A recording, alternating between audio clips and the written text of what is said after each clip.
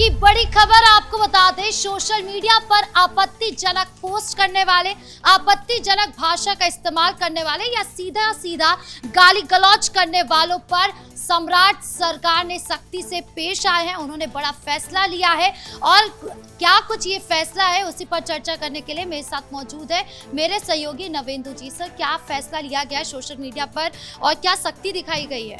देखिए, नीतीश कुमार की अगुवाई में फरवरी 2024 में बिहार में एक कानून लाया गया था और उस कानून के जरिए उन लोगों पर शिकंजा कसा गया था जो बिहार में असामाजिक तत्व के तरफ पेश आते थे और पूरे बिहार में अराजकता का माहौल बनाते थे। पिछले कुछ दिनों में सोशल मीडिया पर जिस तरीके से कुछ लोग दबंगई करते नजर आए, गाली गलौज करते नजर आए और यहाँ तक कि छोटे से छोटे लोगों को तो छोड़ दीजिए, बड़े से बड़े लोगों को सीधे तौर पर गालियां दी गई, खुद मुख्यमंत्री को गालियां दी गई। उसके बाद सरकार ने एक बड़ा फैसला लिया और गुंडा एक्ट कानून में संशोधन किया, जिसके बाद अब पूरे बिहार में सम्राट सरकार के इस फैसले की जमकर तारीफ हो रही है।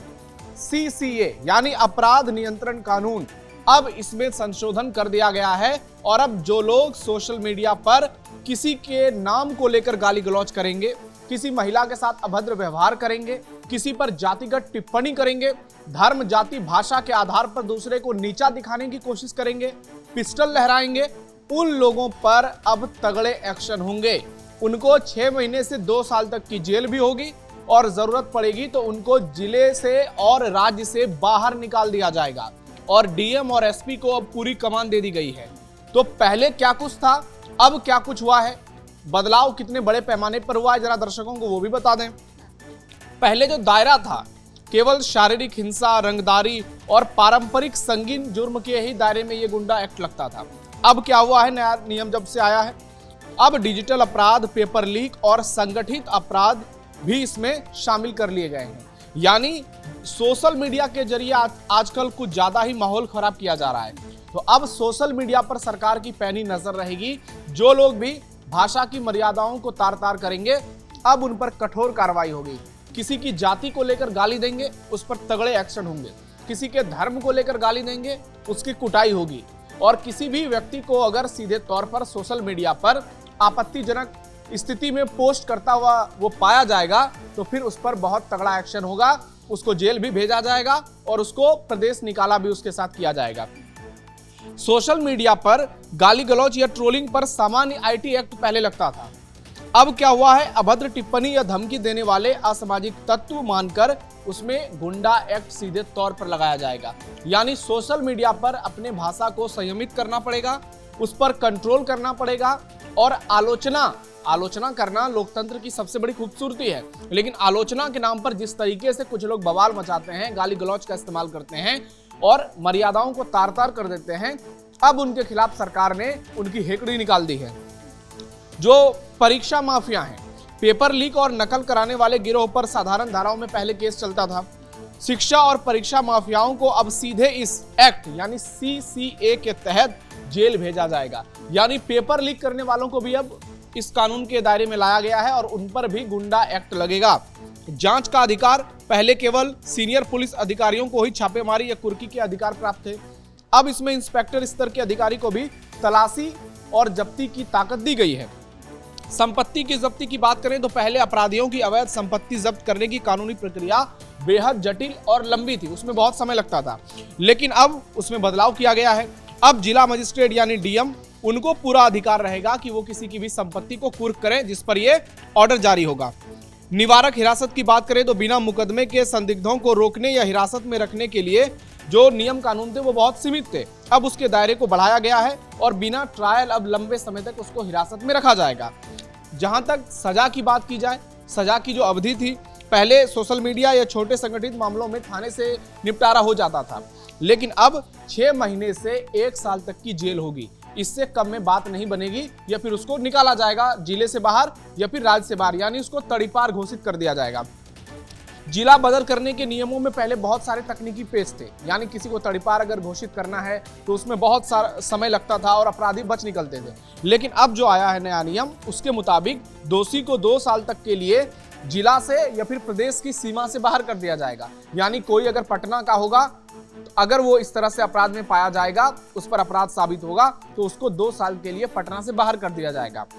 अपील की व्यवस्था, कानूनी राहत के लिए अदालती चक्कर और प्रक्रियाएं काफी धीमी थी पहले, अक्सर जो हमारे देश की विडंबना है। अब कार्रवाई के खिलाफ कमिश्नर के पास अपील और रिटायर्ड जजों के एडवाइजरी बोर्ड द्वारा तुरंत समीक्षा का नियम कर दिया गया है। यानी अगर आप कार्रवाई के खिलाफ भी अपील करना चाहते हैं तो आप फौरन एक्शन ले सकते हैं, आपके लिए भी व्यवस्थाएं उपलब्ध है।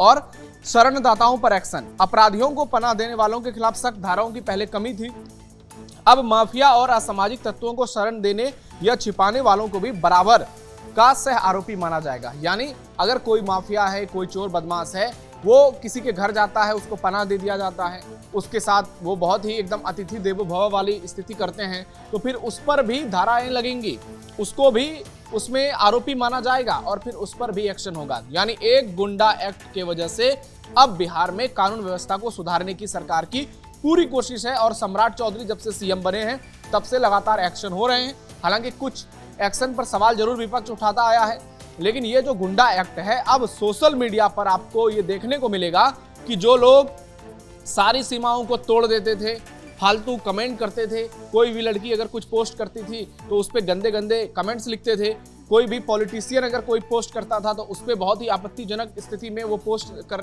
देखा जाता था, वो लोग करते हैं। तो सोशल मीडिया पर जो एक बवाल मचाया जाता था, अब उसमें कमी आएगी। अब न जाति को लेकर टिप्पणी होगी, न धर्म को लेकर होगी, न किसी के शकल सूरत को लेकर होगी या फिर गुण को लेकर होगी। अब अगर कोई ऐसा करता है तो उस पर सरकार तगड़ा एक्शन लेगी और आने वाले दिनों में इसका बड़ा इम्पैक्ट देखने को मिलेगा। कानून में जो बदलाव हुए हैं उसको लेकर आपने जितनी भी जानकारियां दी, ये सुनकर तो सकारात्मक लग रहा है कि ये कानून का जो जो पहल की गई है वो काफी अच्छी है। लेकिन दूसरी तरफ विपक्ष का तो कुछ और ही कहना है। विपक्ष कह रहा है कि अब इस कानून का गलत इस्तेमाल किया जाएगा, ये अघोषित आपातकाल जैसी स्थिति है। क्यों?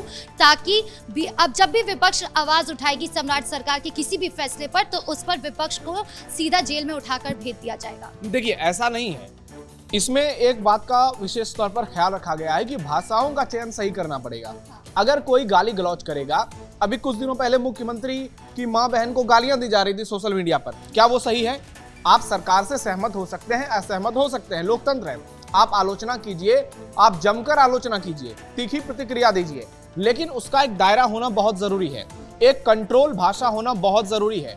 आप किसी भी मामले को लेकर सीधा देश के प्रधानमंत्री को, देश के मुख्यमंत्री को, मंत्री को, सांसद विधायक को गालियां देंगे सोशल मीडिया पर, यह कहीं से उचित नहीं है। या फिर आप किसी आम नागरिक के साथ भी ऐसा दुर्व्यवहार करेंगे तो ये किसी भी रूप में स्वीकार योग्य नहीं होगा। तो ऐसे में अब जब इस पर एक्शन हो रहा है तो लोग बिलबिला रहे हैं। हालांकि आलोचना तो होती रहेगी, पहले भी होती थी, आगे भी होगी। और अब मान लीजिए, क्या सरकार आपको लगता है ऐसा करेगी कि जो आलोचना करेगी उसको तुरंत जेल में डाल देगी और उसके बाद विपक्ष शांति से बैठेगा? बिल्कुल, सरकार का भी यही तर्क है कि जरूरी नहीं है कि विपक्ष को भी कोई हो सकता है गाली दे रहा हो, बीजेपी वाला दे रहा हो तो बीजेपी वाले पर भी एक्शन होगा। ये कानून सबके लिए बराबर है। बिल्कुल, ये सबके लिए बराबर है और बराबर होना भी चाहिए, चाहे बीजेपी वाला हो, जेडीयू वाला हो, आरजेडी वाला हो। अगर भाषाओं की मर्यादाओं को सही रूप से पेश नहीं किया जाएगा तो उसके बाद समस्या होगी, और जब एक्शन होगा तो हर किसी पर बराबर एक्शन होगा। हमारे देश में एनएसए कानून जो है, क्या वो किसी एक व्यक्ति पर लगता है, किसी एक जाति के लोगों पर, किसी एक धर्म के लोगों पर?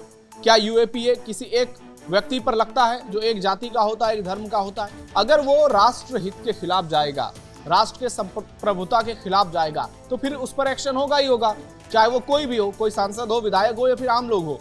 अभी बिहार में पिछले कुछ दिनों में बहुत सारी ऐसी वीडियोस वायरल हुई जिसमें लोग सोशल मीडिया पर कट्टा लहराते नजर आ रहे हैं, हथियार लहराते नजर आ रहे हैं। और चुनाव प्रचार के दौरान तो देखा था कि तेजस्वी यादव की पार्टी के बहुत सारे लोग सोशल मीडिया पर इस तरीके से बवाल मचा रहे थे जिसे देखकर कोई भी कह सकता था कि लोकतंत्र में ये स्थिति उत्पन्न नहीं होनी चाहिए। तो ऐसे में इन चीजों को कैसे कंट्रोल किया जाए? बिहार अभी भी लोग कहते हैं कि बहुत सारे मामलों में बहुत पीछे है, तो उन चीजों को दुरुस्त कैसे किया जाएगा? विकास तभी होगी जब सुरक्षा की भावना मजबूत होगी, जब लोगों को लगेगा कि लॉ एंड ऑर्डर मजबूत है, और लॉ एंड ऑर्डर को मजबूत करने के लिए ठोस फैसले लेने ही पड़ेंगे। और इसलिए सरकार ने इस कानून में संशोधन किया है जिसका इम्पैक्ट आने वाले समय में देखने को मिलेगा। आप आलोचना कीजिए, जमकर आलोचना कीजिए। आज भी सोशल मीडिया पर कई ऐसे यूट्यूबर हैं जो सरकार को दिन भर गालियां देते रहते हैं, दिन भर उनकी आलोचना करते रहते हैं। लेकिन गालियां देने का मतलब क्या है? आपकी भाषा जो है वो संयमित होनी चाहिए। गालियां का मतलब ये नहीं है कि आप माँ बहन की ही गालियां दे दें। आप एक मर्यादित वे में भी आलोचना कर सकते हैं और लोग करते हैं, 10-10, 20-20 मिलियन व्यूज भी बटोरते हैं। लेकिन वही आप देखिए, अभी कॉकरोच जनता पार्टी का प्रदर्शन हुआ था दिल्ली में, किस तरीके की भाषा का इस्तेमाल किया गया, किस तरीके के शब्दों का इस्तेमाल किया गया। अगर इस तरीके से किया जाएगा तो वो क्षमा योग्य नहीं होगा, क्योंकि सरकार भी इस बात को जानती है कि जिस भरोसे को जीतकर वो सत्ता में आई है और पहली बार बीजेपी का सीएम बना है बिहार में, तो उस भरोसे पर अगर खरा नहीं उतरेंगे तो फिर जनता को जवाब देना मुश्किल हो जाएगा। और इसी को ध्यान में रखते हुए सम्राट चौधरी ने ये बड़ा फैसला लिया है, जो कि बहुत ही महत्वपूर्ण फैसला है और आने वाले दिनों में ये बिहार के विकास की रफ्तार को भी तय करेगा। जी, इस मुद्दे पर जानकारी देने के लिए आपका बहुत बहुत धन्यवाद। तो कुल मिलाकर सम्राट सरकार के इस फैसले को लेकर एक तरफ जनता में राहत है तो दूसरी तरफ विपक्ष जमकर हंगामा करने की कोशिश कर रहा है। अब इस कानून का आगे क्या असर होगा ये अभी देखना बाकी होगा। ब्रेकिंग न्यूज में इतना ही। कैमरा पर्सन राजकुमार के साथ मैं राधिका राज।